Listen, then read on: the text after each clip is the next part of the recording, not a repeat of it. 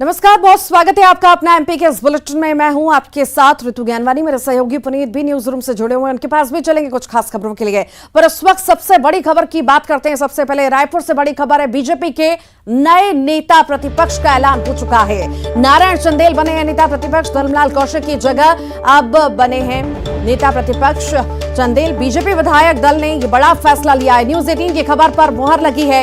नारायण चंदेल नेता प्रतिपक्ष बनाए गए हैं। जांजगीर से विधायक हैं नारायण चंदेल। न्यूज 18 ने पहले ही ये खबर दिखाई थी। विधानसभा चुनाव में पूरी ताकत से आएंगे चंदेल। कांग्रेस ने जनता के साथ धोखा किया, ये बयान भी सामने आया। हाईकमान ने बड़ी जिम्मेदारी अब दी है चंदेल को। प्रदेश में परिवर्तन जरूर होगा, उसके बाद ये बयान चंदेल ने दिया है।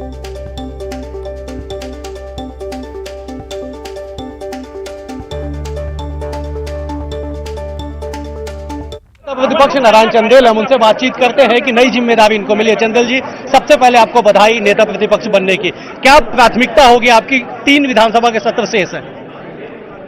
देखिए, सदन के अंदर में और सदन के बाहर में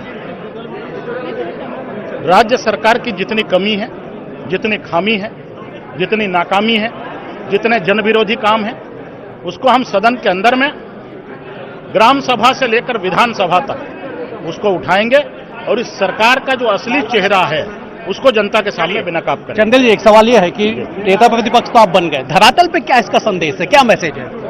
कार्यकर्ताओं के बीच में काफी उत्साह दिखाई पड़ रहा है। देखिए, हम सब लोग भारतीय जनता पार्टी में व्यक्ति महत्वपूर्ण नहीं है। हम टीम वर्क से काम करते हैं, हमारा सामूहिक नेतृत्व है और हम सब लोग मिलकर के काम करेंगे। कार्यकर्ताओं में उत्साह है। 2023 की क्या रणनीति होगी? आखिरी सवाल है जी, 2023 के लिए क्या कुछ टारगेट तय किया आप लोगों ने? देखिए, टारगेट क्या है, हम माननीय प्रदेश अध्यक्ष अरुण साहू जी के नेतृत्व में काम करेंगे और 2023 में सरकार बनाएंगे। चले, मतलब बीजेपी ने तय कर लिया है कि 2023 में जो है वो बीजेपी की सरकार बनेगी और इसके लिए पहले अध्यक्ष बदला गया और अध्यक्ष के बाद अब नेता प्रतिपक्ष बदला गया है। नारायण चंदेल को नई जिम्मेदारी दी गई है। अब वो कह रहे हैं कि उनकी प्राथमिकता में इस सरकार को उखाड़ फेंकना है और 2023 में कमल खिलाना है। बहरहाल देखना होगा कि बीजेपी के भीतर इस बदलाव के बाद क्या कुछ परिवर्तन धरातल पे दिखाई पड़ता है। कैमरा पर्सन रोहित श्रीवास्तव के साथ अवधेश मिश्रा, न्यूज 18 छत्तीसगढ़।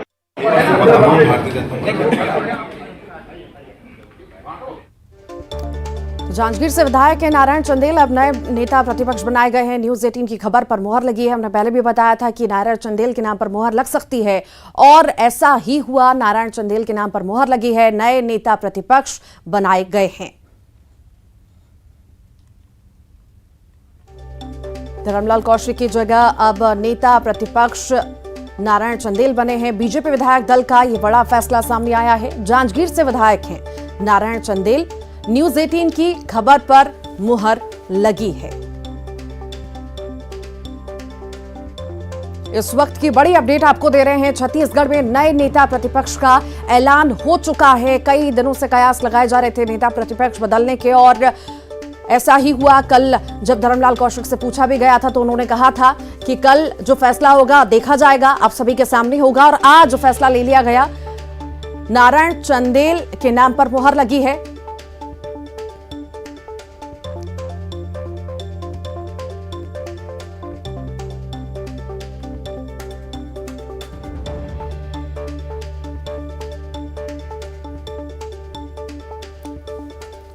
और इसी पर अधिक जानकारी के लिए अभिषेक शुक्ल डिप्टी एडिटर हैं, हमारे साथ जुड़े हुए हैं। अवधेश मिश्रा हैं, संवाददाता हैं रायपुर से, वो भी जुड़े हैं हमारे साथ। हमारे सहयोगी भी जुड़े हुए हैं पुनीत।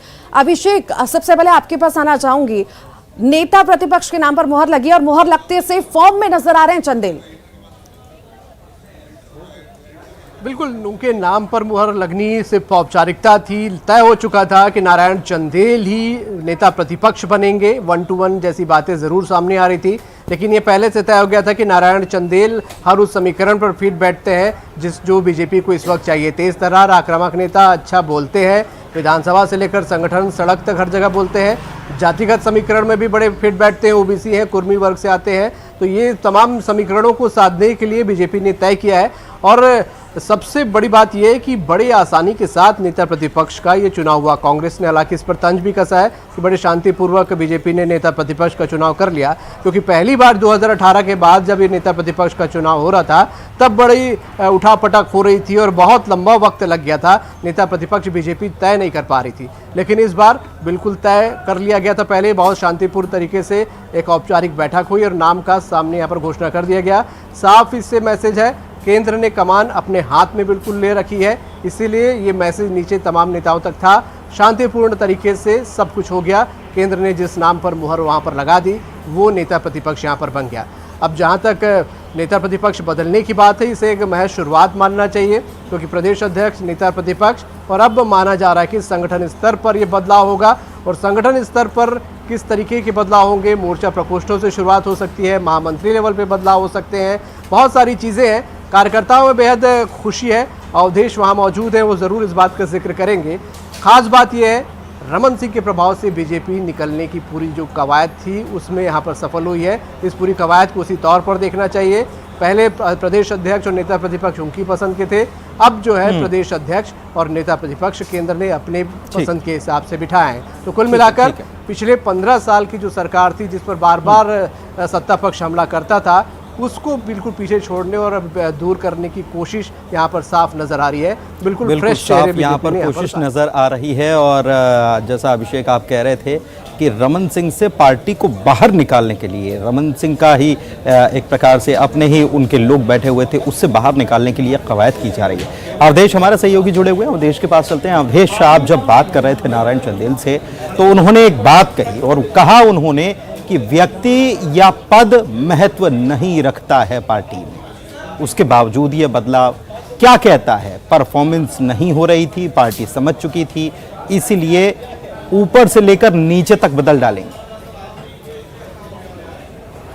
बिल्कुल, देखिए, पार्टी में परफॉर्मेंस हो रहा था। धर्मलाल कौशिक तेज तर्रार नेता थे, विधानसभा के भीतर बेहतर तरीके से अपनी बातों को रखते थे। लेकिन सवाल यह है कि बीजेपी एक संदेश देना चाहती थी कि 2018 पे हमने जिनके चेहरे पे चुनाव लड़ा, जो धर्मलाल कौशिक उस समय वर्तमान में प्रदेश के अध्यक्ष थे, और चुनाव हारने के बाद उन्होंने हार का ठीकरा कार्यकर्ताओं पर फोड़ दिया। रमन सिंह की इर्द गिर्द ही पूरी पार्टी घूमती थी। तो ऐसे में आलाकमान एक संदेश देना चाहती थी नीचे तक कि बदलाव की बयार बह रही है और नए नेतृत्व के साथ हम मिशन 2023 तय करेंगे। क्योंकि 2018 में मिली हार के बाद बीजेपी ने कई प्रयोग किए, 1 दर्जन से ज्यादा प्रयोग किए, लेकिन हर प्रयोग में बीजेपी नाकाफी ही साबित हुई। हर चुनाव दर चुनाव उनकी हार होते गई।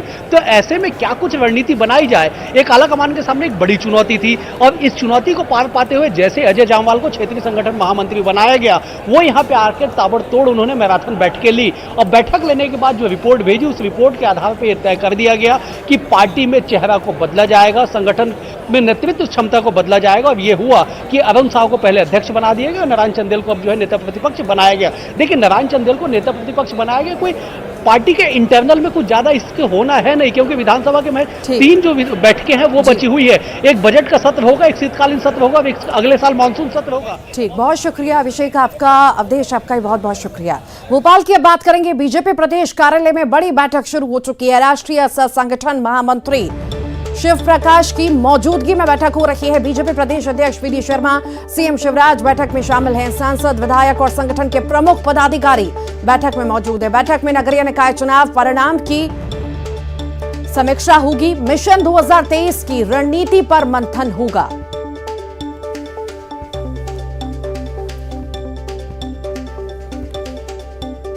बीजेपी की बड़ी बैठक चल रही है। बड़ी बैठक बीजेपी की शुरू हो चुकी है। राष्ट्रीय सह संगठन महामंत्री शिव प्रकाश की मौजूदगी में बड़ी बैठक हो रही है। बीजेपी प्रदेश अध्यक्ष वी डी शर्मा, सीएम शिवराज बैठक में शामिल हैं। सांसद, विधायक और संगठन के प्रमुख पदाधिकारी बैठक में मौजूद हैं। बैठक में नगरीय निकाय चुनाव परिणाम की समीक्षा होगी। और इसी पर अधिक जानकारी के लिए शरद श्रीवास्तव हमारे साथ जुड़ गए हैं। शरद, बीजेपी प्रदेश कार्यालय में बड़ी बैठक शुरू हो चुकी है, कितनी खास आखिर ये बैठक 2023 चुनाव को लेकर के?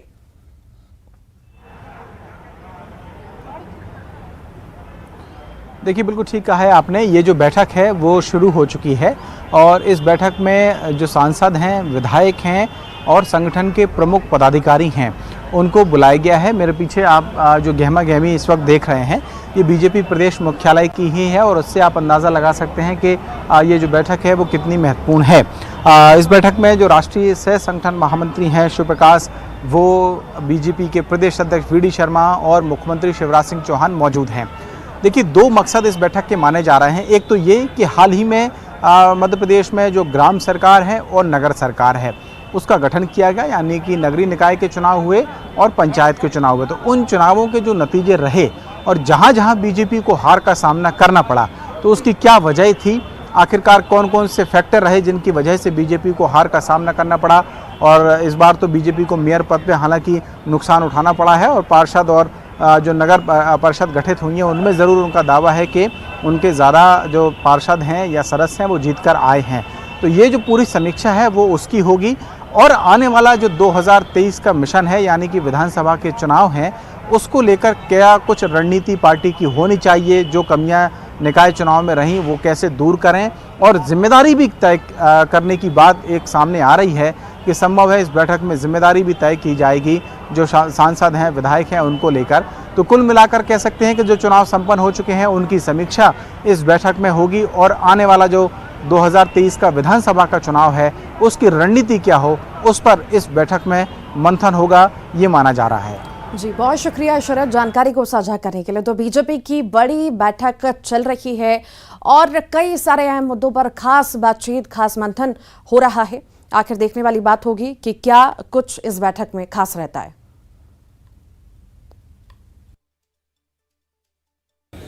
तो बीजेपी आज हर तरफ चर्चाओं में है। छत्तीसगढ़ में बदलाव हुआ, बीजेपी ने बड़ी बैठक की, मध्य प्रदेश में बैठक चली रही है। उधर केंद्रीय नेतृत्व ने भी आज एक बड़ी बैठक की और केंद्र के स्तर पर भी बड़े बदलाव हुए क्योंकि बीजेपी के संसदीय बोर्ड का गठन आज हो चुका है। नए संसदीय बोर्ड का ऐलान कर दिया गया है।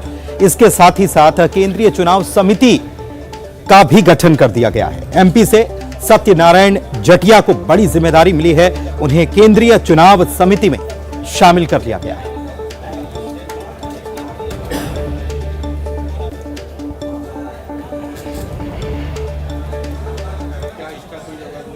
और चलिए बढ़ते हैं आगे और बात मुख्यमंत्री शिवराज सिंह चौहान की करते हैं। धार के कारम डैम में लीकेज का मामला बीते दिनों सामने आया था और क्या हालात बन सकते थे ये भी हमने देखा था। लगातार आपको खबर दिखा रहे थे। इस मामले में जो अभूतपूर्व कार्य यहां कर्मचारियों ने किया है और स्थिति को संभाले रखा, आज उनको सम्मानित किया गया। Poclain machine operator Shiv Kumar Kol, Pappu Kumar Mehanti, Sanjay Bharti, Mohammad Syed Alam, Ramesh Kumar Kol, Pramod Kumar, Suraj Kumar, Nitish Kumar, Amit Jai Singh को सरकार ने सम्मानित किया। बांध का सेल्यूलर वाल्व खोलने वाले विजयपाल सिंह, सुपरवाइजर रवि सिंह डांगी, विनीत यादव, जितेंद्र दरबार को भी सम्मानित किया गया। पोकलेन ऑपरेटर मोतीलाल, इंदु, गंगाराम, सुनील, श्यामलाल, विजय और संतोष ओसरी को भी सम्मानित किया गया।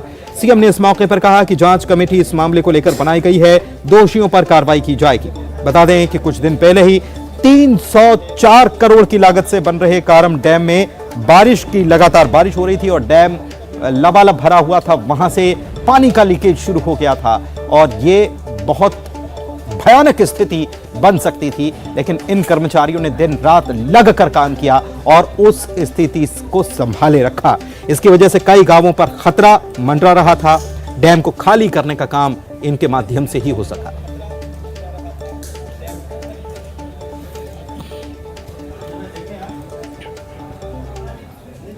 सफलता जब मिले तो सफलता का श्रेय सबको देना चाहिए कि नहीं देना चाहिए?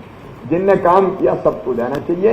तो कुछ को तो आज मैंने बुला के सफलता का श्रेय दिया है, धन्यवाद प्रकट किया है और जो नहीं आ पाए उनको भी मैं प्रणाम करता हूं, क्योंकि और भी बहुत लोग होंगे जिनने ज्ञात और अज्ञात रूप से काम किया होगा।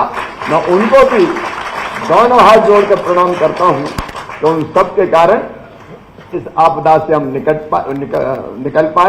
पाए और जैसा हमारे जल संसाधन मंत्री जी ने कहा है कि जांच की कमेटी गठित है, जो तथ्य निकलेंगे उसके आधार पर जहां कार्रवाई की जरूरत होगी वहां कार्रवाई भी करेंगे। उसमें भी सरकार पूरी तरह से प्रदेश में भारी बारिश ने बाढ़ का खतरा और ज्यादा बढ़ा दिया है। नर्मदा, ताप्ती, शिप्रा, पार्वती, बेतवा और चंबल उफान पर हैं। भोपाल में 2 दिन लगातार तेज बारिश के बाद आज बारिश थमी है। भोपाल से गुजरे कलियासोत नदी उफनाने से दामखेड़ा और मर्दाना टोला में परिवारों को स्कूल में शिफ्ट करना पड़ा है। श्योपुर में सुंडी और सहन गांव पानी से घिरकर टापू बन चुके हैं। रायसेन में नेशनल हाईवे 146 पर पगनेश्वर के पास पुलिया पर पानी भर चुका है, जिसकी वजह से विदिशा से संपर्क टूट गया। खरगोन के बड़वा में नर्मदा नदी उफान पर है। नदी में बढ़ते जलस्तर के बाद मोटक्का पुल को बंद किया गया। जिला प्रशासन के मुताबिक एहतियात के तौर पर पुल के ऊपर से आवागमन को बंद किया गया है।